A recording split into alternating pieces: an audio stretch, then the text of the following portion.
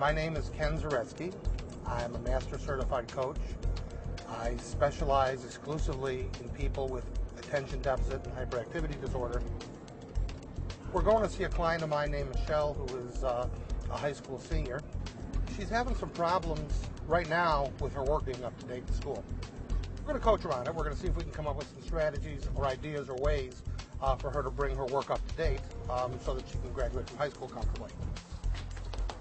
Hey. Well, how are you? I'm good. How are you? Good.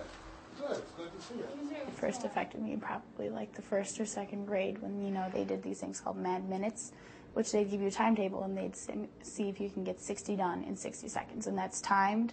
I had, the top grades in my class. I was a stellar student, but I was always the last one to finish these tests. They started to do more timed math problems in the third grade, and that's when she had much more trouble and was more restless and didn't feel like being in the classroom.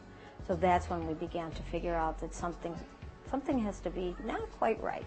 It was about then that, or maybe the next year, that we finally had her tested. They actually diagnosed me by accident. They thought I had, OCD or behavioral problems, and they took me to a psychiatrist, and she gave me, a couple of questions, and they said, oh, she just has, classic ADHD. And so they started me on medication, and it was really helpful. I mean, it was the Adderall that they put me on has helped me immensely, with studying and focusing. But it was hard, to come to terms with I have ADHD, I'm different. What else do you think you need to do? Well, I need to start taking my Adderall more regularly. And I know I need to be more diligent because I've been, saying, hey, I only have a couple weeks left, and all of a sudden I'm totally behind. It's just hard for me to sit down and do something, Yeah. So as she got older, we decided that it wasn't enough just to give her medication. She needed someone to coach her through the ins and outs of learning how to behave with ADD and learning how to take what comes at you, even though you have ADD or ADHD. So we finally did get Ken's name from a psychiatrist. It's hard for me to sit down, especially for long periods of time. So what if you don't? I'll be way behind. I might not graduate. And what would that be like? It'd be horrible. The coaching that I've gotten since has really helped me and, helped me compensate for my disability. What's the prize for you? Getting good grades and going to the college where I want. I want to get into journalism. Yeah. You know that, so. Okay. What this is coaching.